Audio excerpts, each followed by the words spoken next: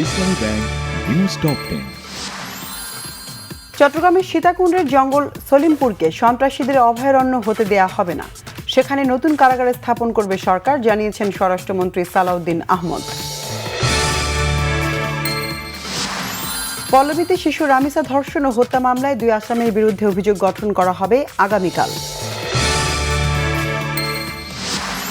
শিশু রামিসা ধর্ষণ ও হত্যা মামলায় আসামিদের সর্বোচ্চ সাজা চাইবে সরকার, জানিয়েছেন আইনমন্ত্রী মোহাম্মদ আসাদুজ্জামান।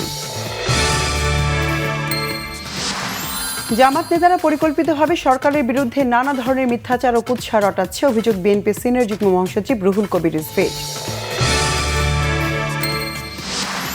ঢাকা দক্ষিণে কোরবানির পশুর বর্জ্য শতভাগ অপসারণের দাবি ঢাকা দক্ষিণ সিটি কর্পোরেশনের প্রশাসক মোহাম্মদ আব্দুস সালামের। ঈদের টানা 7 দিনের ছুটি শেষ হচ্ছে আজ, রাজধানীতে ফিরছে ঘরমুখো মানুষ। কাল খুলবে অফিস, ব্যাংক, বিমা।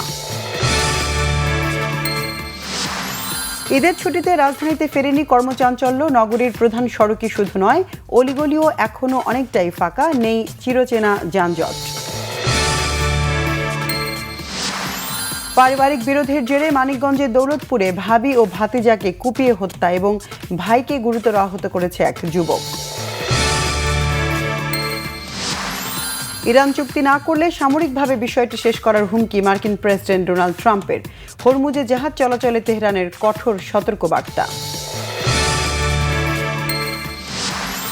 ইতিহাস গড়া হলো না আর্সেনালের, চ্যাম্পিয়ন্স লিগের মুকুট ফের পিএসজির, টাইব্রেকারে ফাইনালের মীমাংসা।